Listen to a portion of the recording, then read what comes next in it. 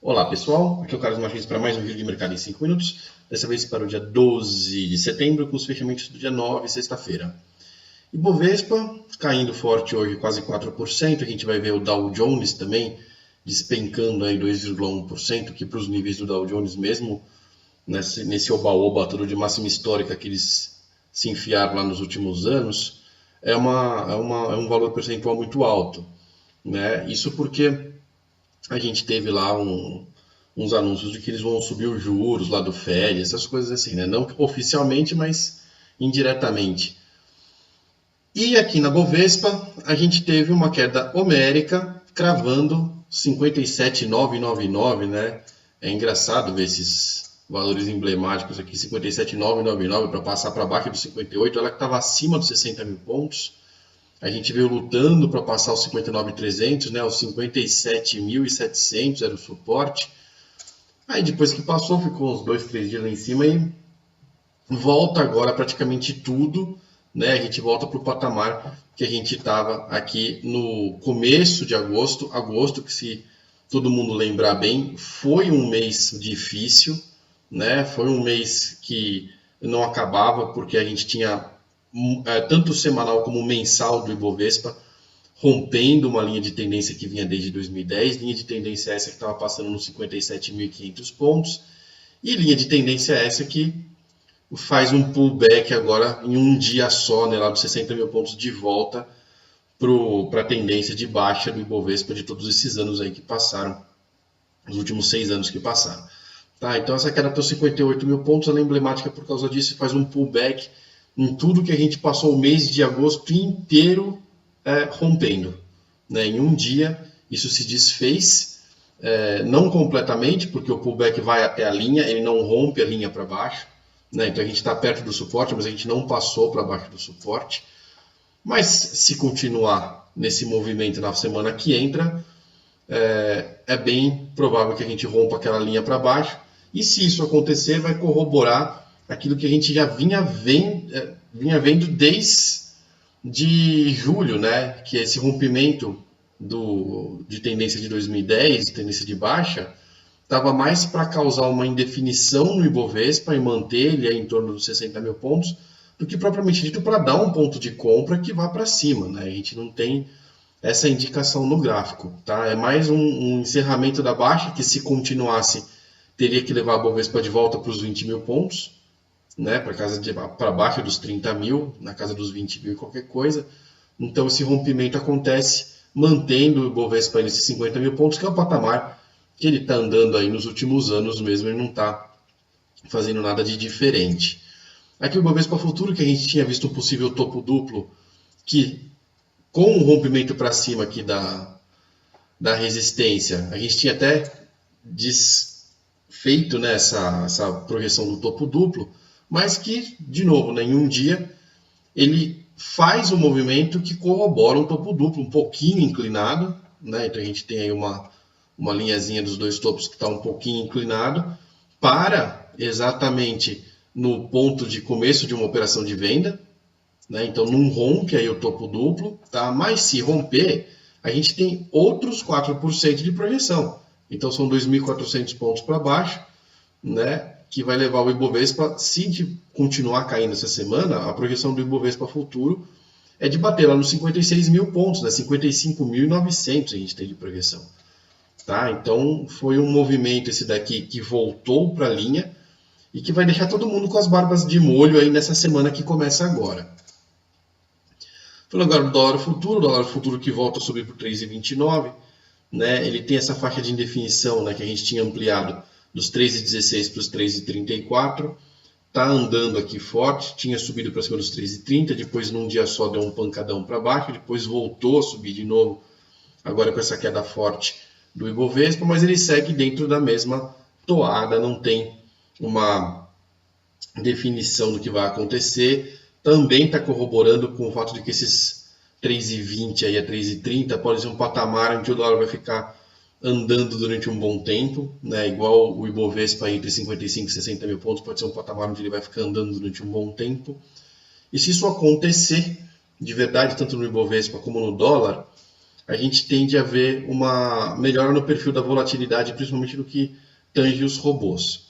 Tá? Se ele parar com essa indefinição e ficar meio como se fosse esquecido assim por um tempo, a volatilidade assenta e vai ser um bom período para o trabalho dos robôs, de day trade principalmente, né? Vou falar agora dos papéis, começando pela Petrobras, que deu um candle de baixa e montou aqui um bebê abandonado. Bebê abandonado aqui no software é quando a gente fala em corpos reais, ignorando as sombras, né, de máxima e mínima. Tá? Essa figura, tecnicamente, no candlestick tem um padrão de estrela da noite, né? Porque ela acontece no topo, então vem subindo o gráfico aí e aparece no topo, e ela é bem delimitada, bem definida, tá? Com dois candlezinhos de alta, um candlezinho de baixa. É uma figurinha até que forte que aponta para baixo. Então a Petrobras, que vinha subindo, né, estava aí apontada para os R$ 15.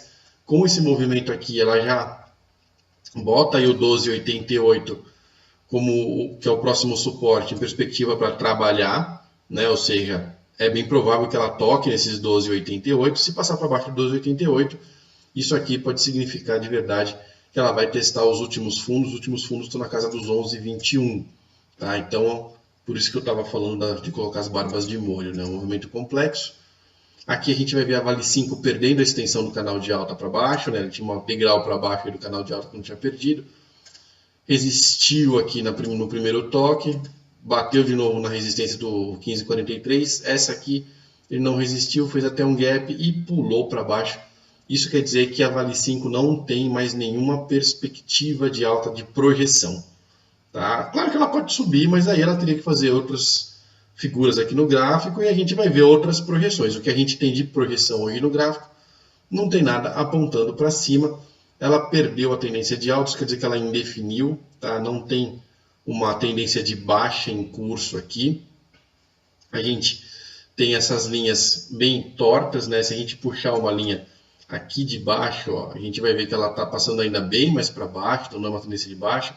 Se a gente puxa uma linha a partir daqui, a gente vai pegar um rompimento que já aconteceu, né? E depois ele já aconteceu aqui, depois ele passou para cima de novo, ou seja, um rompimento já machucado. Então a gente não tem uma projeção de baixa forte para Vale 5, só tem uma sinalização de indefinição, igual a gente estava vendo que pode acontecer no Ibovespa e que já está acontecendo no dólar. Falando agora do Banco do Brasil, o Banco do Brasil que estava andando para tocar aqui no 25,19, com esse retorno, volta para a região dos suportes. Ele que tem o suporte mais forte, mais para baixo aqui no 21,51, tá? Mas ele volta para o meião aqui de tudo onde tudo aconteceu. Se passar para baixo dessas linhas aqui, ou seja, se passar para baixo do 22,38, a condição começa a dar uma piorada mais sensível. Até aqui a gente está, assim como o Ibovespa, a gente está no limite, né, dos suportes que ainda estão sustentando a alta, ou seja, esse movimento que aconteceu na sexta-feira é um movimento completamente anulável. Tá? Se subir essa semana, esse movimento de sexta-feira passa em branco, não quer dizer nada. Se continuar caindo essa semana, esse movimento de sexta-feira passa a ser o primeiro passo de uma queda bem mais forte. E nesse sentido, quando você dá o primeiro passo assim forte, já não é um bom sinal, né? O bom sinal é que a queda que vem em seguida também é forte. Agora do Itaú que voltou para muito perto do nosso stop, né? A gente tinha subido o stop para o 34,92 no 0 a 0 com a posição de compra que entrou aqui, ó. Tá? A gente já tinha subido para o 0 a 0, tá muito próximo aí de estopar, tá? Probabilidade de não estopar essa operação, de não sair no 0 a 0 é ínfima, melhor empatado que perder, obviamente, né? Mas para uma operação que já estava aí com um pé lá em cima no lucro, né? Já estava com 6% de ganho, quase batendo no objetivo de 37,88, realmente não é legal, mas está em linha com aquilo que a gente vem fazendo, né? Já está bastante tempo dentro da operação e ainda não estopou, né? Isso que é importante a gente frisar, que se realmente subir, eu corroboro o que eu acabei de falar agora no Banco do Brasil, todo esse movimento aqui é completamente anulável, não tem nada que vá comprometer o desempenho de papel, de índice, de nada, se voltar a subir já nessa segunda-feira. Se nessa segunda-feira continuar caindo e continuar perdendo suporte, a coisa já dá uma complicada. Para encerrar aqui a Bovespa, vamos falar da Ambev. A Ambev que chegou perto dos R$ 20, aí voltou, né? Com essa volta de todo mundo aí, ela acabou voltando também. Não voltou muito, né? Voltou 1,3% para 19,75. Está próximo ainda de um rompimento, mas vai depender tudo da conjuntura aí do índice. A Ambev está andando bem amarrada nos últimos meses, e para ela dar um sinal de compra num papel que está andando de uma forma super defensiva, vai depender do índice andar para cima também. Se o índice não andar para cima, não vai ser a Ambev sozinha que vai desbravar o mercado aí com uma operação forte. Tá? Então vamos ficar de olho nisso. E para encerrar, vamos falar do Dow Jones, né? Final de semana, vamos falar do Dow Jones, que caiu aí 2,1% na sexta-feira. O verdadeiro culpado do pânico generalizado que aconteceu aqui. A gente teve lá os presidentes regionais dos Feds, né? Do Fed falando de aumento de juro, tá? E aí o galera deu uma desesperada. Tá na máxima histórica por lá, né? Então existe um movimento muito forte de correção. A gente pode perceber que voltou aqui todo o movimento que tinha subido, tá, de descasamento aqui da região de indefinição para a região nova do topo histórico. Então, ele deu uma voltada para o patamar que é considerado seguro.